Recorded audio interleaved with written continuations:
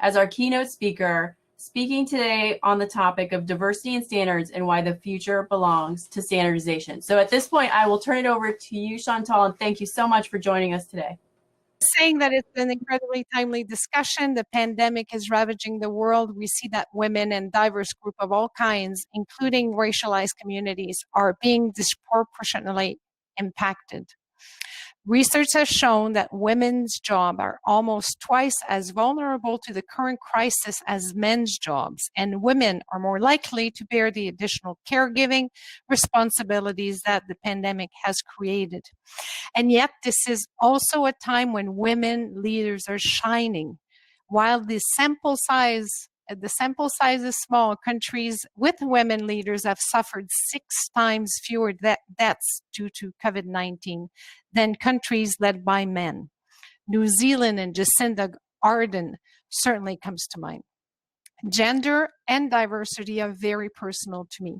I am the first woman CEO at the Standards Council of Canada in its 50 years history, and I am also a professional engineer. So I have firsthand experience with the challenges women face in male-dominated fields. I worked on construction sites. I was whistled at. I was called the secretary of the engineer. I was sexually harassed by supervisors, but also I was promoted and supported by fantastic male mentors. Throughout my career, I have also experienced being pushed aside by various colleagues and ambitious colleagues, both men and women. You see on this next one, Mariette and Karina.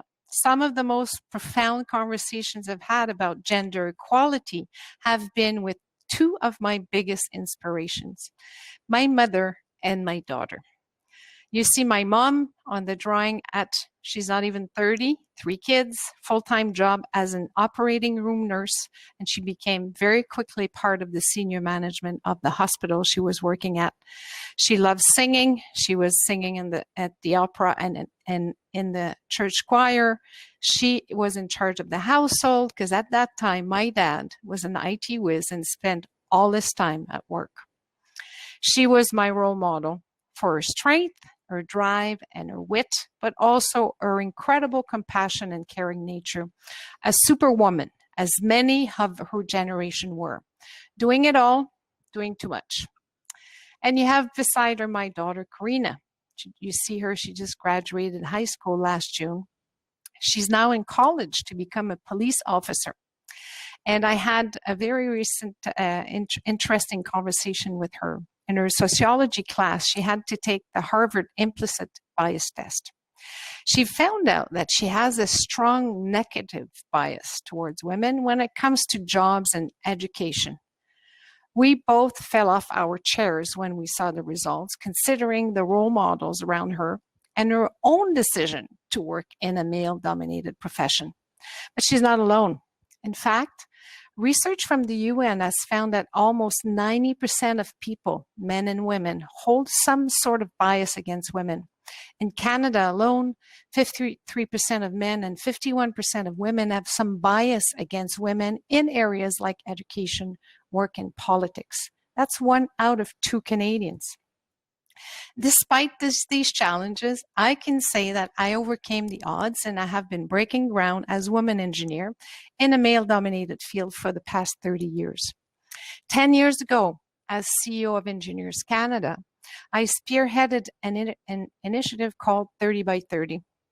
Its goal is to increase the number of women in the engineering profession specifically, raising the percentage of newly licensed engineers who are women to 30% by the year 2030. In Canada, to practice engineer, you must be licensed. 30% is considered a universal tipping point for sustainable change, especially when it comes to culture. How far have we gone in reaching our goal 10 years ago? While we've made progress, still less than 18% of newly licensed engineers in Canada are women. And there are 300,000 licensed engineers in Canada right now. We have a way to go to achieving gender equality, not just among engineers, but in all aspects of society. The latest gender gap report from the World Economic Forum estimated that it will take 257 years for the world to achieve economic gender parity at the pace we are right now. That's 10 generations of women making and being less paid than men. Societies pay a very heavy price for gender inequality as it affects physical and mental health, safety, employment, all spheres of life. And it has staggering economic impacts. It is well established that closing the gender gap such that women's participation in the economy equals that of men's would add trillions to the global GDP. Trillions. There's an understanding building around the world that is exciting to see. It's the understanding that we all benefit from a more gender equal society, even men. Gender inequality affects everyone. The idea that women's rights are gained at the expense of men's is actually the opposite of the truth. There's mounting evidence that men benefit from living in more gender equal society and that policies promoting gender equality improve the quality of life of everyone, not just women. A recent WHO report comparing 41 European countries found that men's health was poorer in more gender unequal societies. I believe acknowledging these fears and challenges and having conversations like the one we're having this evening are very important. If we're going to make progress, we need to have these conversations. With respect to standards, these conversations help raise awareness about why it is so important for women and for all underrepresented groups in society to be involved in the standards development process. Standards have a very important role to play in promoting gender equality and diversity. And as you all know very well here, standards touch every aspect of our lives and are omnipresent. Getting back to basics, what is standards development? You know this very well. Standards development is about bringing people together to build consensus and collaborate to tackle issues. And I use the word issues deliberately here. For a long time, standards were for hammers, nails, widgets, and products. And for a long time, these may have been the domain of men. However, that has changed and will continue to do so. And standardization can be part of that change by ensuring inclusive design that will allow women to engage more safely and productively in traditionally male-dominated fields. Moreover, we're now seeing a world in which standards also serve as levers to advance some of the most pressing social and economic issues. Issues like gender equality, equal access to healthcare, and climate change adaptation. Throughout the pandemic, we've seen the impact of standards that are not designed with women in mind. Historically, protective equipment has been designed for the white European male shape. There is evidence that women healthcare workers right now are at increased risk of contracting COVID because of ill-fitting personal protective equipment. The pandemic has thrown a spotlight on the intersection between standards and safety for all, not just men. As we look to the future, we can see how standards designed by everyone, for everyone, can help address broader issues, gender equality being one of them. I'm very proud to say that the Standards Council of Canada was one of the first national standards body to publish a strategy to improve gender equality in standardization. This was an interesting exercise for us because although we're the national standards body for Canada, we do not develop standards. Therefore, we had to start by asking ourselves how we can play a role in advancing this work. 3 very clear goals stood out for us, and these are increasing the participation of women on technical committees, of course, but also developing guidance on how to ensure standards are gender responsive, and conducting research into the impact of gender on standardization. These 3 goals go hand in hand. When I say that we need to increase the participation of women on technical committees, I don't just mean they should have a seat at the table. Of course they have to. But I also mean that we should have a voice, and that voice should be reflected in the content of the standards. And I'll give you a very concrete reason why this is important. FCAE tracks the number of women who participate on technical committees at ISO and IEC representing Canada. Our latest data shows that currently, only 24% of mirror committee members at ISO are women, even though in Canada, women make up almost half of Canada's labor force, 48%. The underrepresentation of women on TCs is reflected in the standards that are developed. FCAE has done a preliminary mapping of national standards of Canada to the UN 17 Sustainable Development Goals, the SDGs. Only 2% of our Canada's national standards contribute to SDG 5 on gender equality. You heard me right. Canada, a nation that considers itself a leader in gender equality and diversity, 2% of our standards speak to that. That's all. Obviously, that has implications. For example, research shows that the risk of being injured or killed in a car accident is 73% higher for women because, as we all know, crash test dummies are based on male orthometry. Women are not small men, and the assumption that they are has led to many preventable accidents and very strange events. Think back to March 2019 when the NASA had to cancel its first all-female walk outside the ISS because the female astronauts did not have the proper suits. They had been designed for men. What a shame. And it was so preventable. Understanding how standardization impacts women is essential to doing something about it. And the lack of literature on this topic is frequently highlighted as a challenge. At FCAE, we have conducted groundbreaking research on the impact of gender on standardization. Karen alluded to it earlier. Our research provides evidence that these are not isolated incidents. We did a cross-country analysis using data from 106 countries. This analysis is captured in our report, When One Size Does Not Protect All, Understanding Why Gender Matters for Standardization. Our research shows that at national level, participation in standardization is associated with a decrease in unintentional fatalities for men.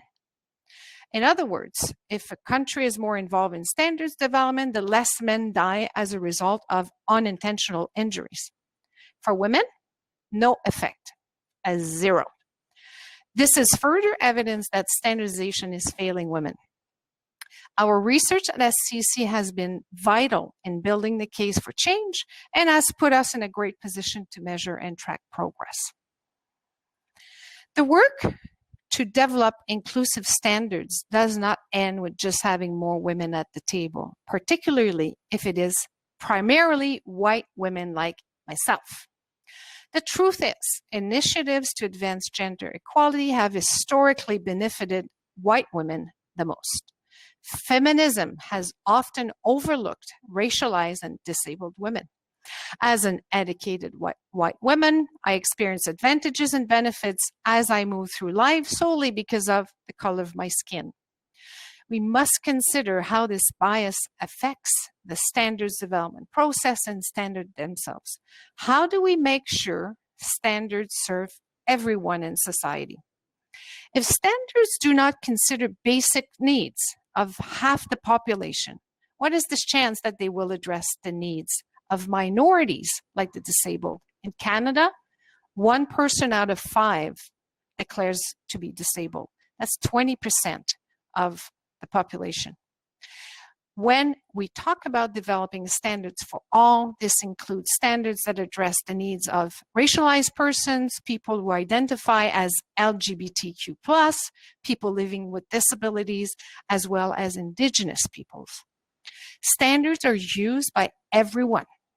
not just the experts that are developing them. It's not possible to develop standards that are responsive to the needs of everyone if the community of individuals writing the standards are not themselves also diverse. Why?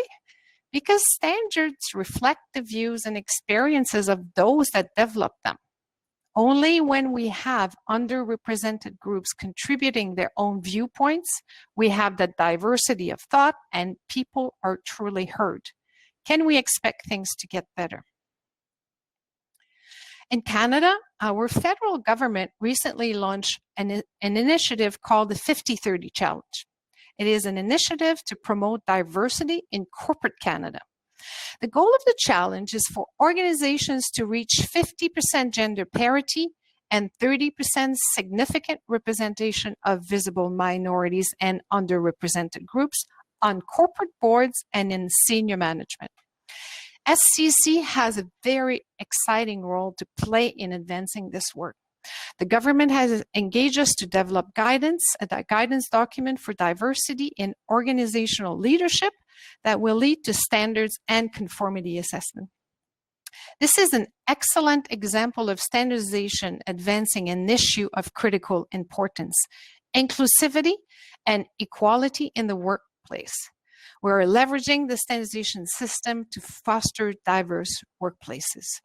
You can bet we need everyone around the table for this work. As a first step, we're engaging diversity and inclusion experts to develop common language and definitions for the 50-30 challenge. The government has also signaled the creation of an incentive program whereby companies that achieve the 50-30 goals will get preferential access to government programs. Beyond the basic principle that corporate Canada should look like Canada, it is obvious for all of us that diverse workplaces are good for business. And guess which ministry, which department launched this initiative? The Minister of Innovation, Science and Economic Development, my minister. Amazing. I'm very proud. But at first, I was surprised that it was, in fact, my minister. His mandate is to foster economic growth and prosperity. Well, of course, he has definitely seen the light, and I fell victim to my own bias on who should lead this important initiative. As you all know, and tons of studies have shown and continue to do, organizations that are more diverse are twice likely to meet or exceed financial targets, are 8 times more likely to achieve better business outcomes, and they generate and foster fresh insights, new ideas, and creative solutions. Many organizations have shown that leveraging diversity and inclusion increases employee satisfaction and engagement, leading to a greater productivity and overall performance. I've seen this firsthand at SCC. The benefits of having a diverse workplace, the breadth of perspectives, the increased creativity, the faster problem solving. I'm really proud of our diverse team at SCC, including in leadership. Our organization has actively and deliberately made more space at the table for everyone, so to speak. And we're not done yet. There is still room to grow. This work is continuous. SCC was recently recognized as one of Canada's most admired corporate cultures. When we learned about the award, very proud about the award, I had conversations with the team about our culture. And something I heard often is that people like working at SCC because they feel cared for. This makes a big difference for people. I raised this because I'm noticing the concept of leading with care gaining a lot of attention. Caring leadership might appear to some as turning the traditional image of leadership on its head.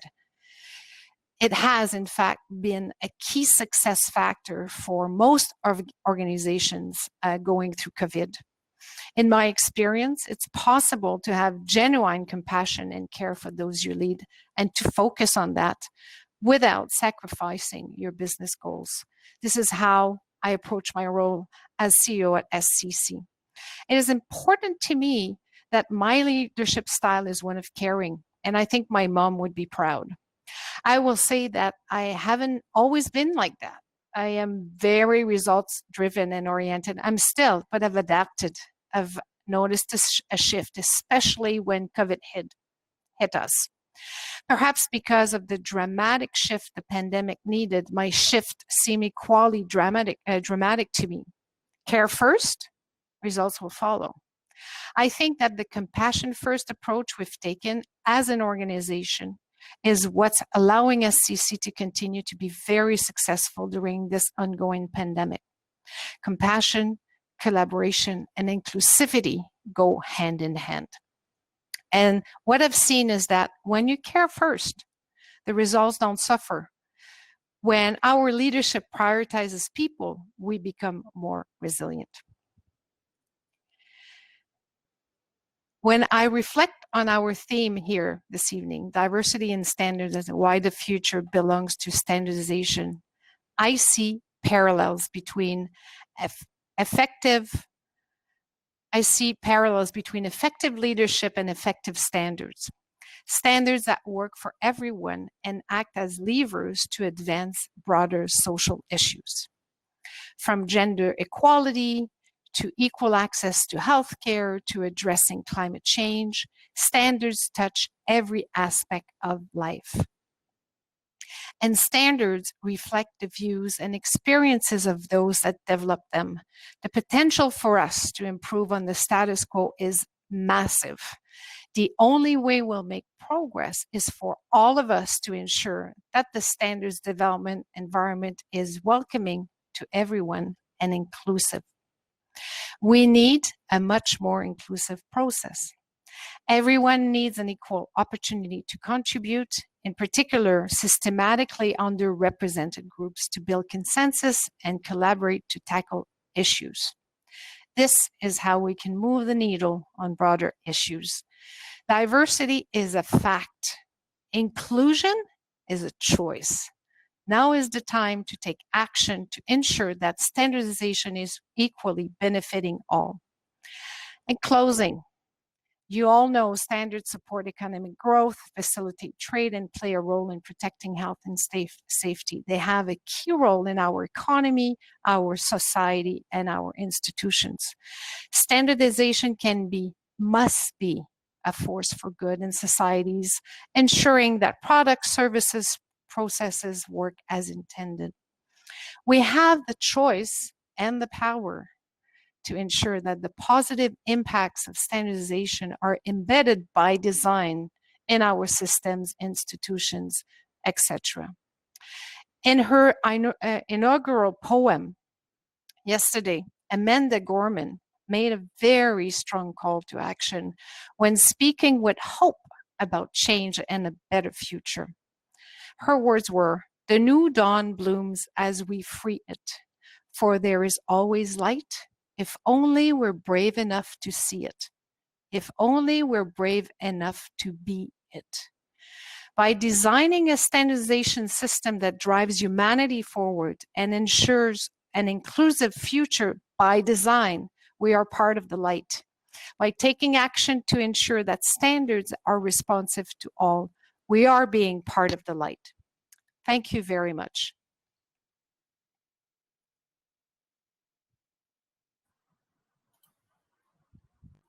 Thank you, Chantal. That was wonderful.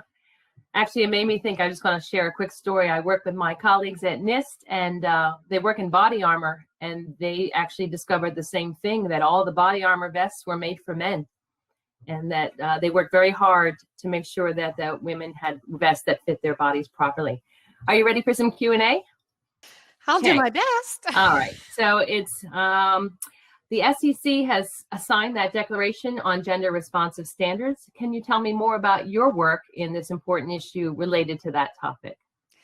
So we have actually been leading part of the work being done at the international level to ensure that, again, there is a focus and a consideration. A lot of the work is meant to build capacity within countries to exchange on best practices, and also to try to develop expertise on gender. Like, it's not because I'm a woman that I understand all the intricacies of what should be considered when you design. Same thing, even if you were a disabled person, part of your experience might be very valuable and a good contribution for standard development, but there's also other parts of this whole complex issue of disability and accessibility that you need expertise on. Same thing for gender. So that's really what we have been focusing on, is building capacity and making sure that we have a network of expertise that we could use around the world. That's great. So next question is, how can we convince our member companies to nominate women to represent them at the technical committees? Okay, so I think I tried to address this in the talk, but numbers talk. I think that there's more and more research and studies done that really demonstrate that, again, that diverse workforce, but also that diverse contribution is, the return on investment is important. So I think that that's what we have to talk about. We have to talk about the great value and in a world where, not in a world, but in an area where, like, that's what standards are about, right? Bringing all this diverse perspective and experiences to develop a better standard. I think that certainly the money aspect is an important one. And again, I think there's tons of research out there. I'm not the only one, talking about this. There's many people around the world, and they're not just female. There's a lot of men that have, like my minister, like, hallelujah. Seeing the light and realizing that he has to push the corporate Canada to be more diverse if we want to prosper more and have a better economy. So it's, for me, it spoke like a lot, very, very loudly. Okay, another question is, while some organizations are working to increase their diversity, don't the organizations also need to embrace the new diversity they have brought in by actually listening to these different views? I would say that's the toughest part as being in management, as being a leader, is the day that you decide to open the door. You have to first be, and we've had these conversations at SCC, like, if we want to get a lot of feedback on this and listen, you can't just take it and put it in a box. You have to be ready to get your sleeves up, right, and dig in and work on it. So that's, it's key. It's essential, right? If you want to be able to affect that positive change, you can't just listen and not walk the talk. And I often refer to that at work, but you have to walk the talk. So if you're going to say you want to make a change, you have to make it happen. You have to be very committed. Great. I'm going to take one more question. It says, how do we have those difficult conversations with others in standards that we deeply respect, but that they've said something that we have felt has been disparaged or minimized another person? I think the important thing is to actually have those conversations. I think that you obviously have to do it in a very respectful manner, but you can't. I think we have to continue to learn that very important skill of having courageous conversations. I have them all the time with my daughter. We have them at work, but really, in order to solve this issue, if we don't talk about it, if we don't put it in the middle of the table, we're never going to be able to move forward. So I think respect, of course, and being sensitive, but speaking still our mind that what has been shared does not include me, is not inclusive of me, of my perspective, of my experience. And I think if we speak from the I and sharing our experience, I think it's a one of the good ways to make it to make people listen, right? You're not judging, you're not pointing fingers, you talk from your perspective. That's great. Thank you so much. I think we'll go move on so we have some more time for networking, but I want to thank you on behalf of Women in Standards for sharing your thoughts with us and our community.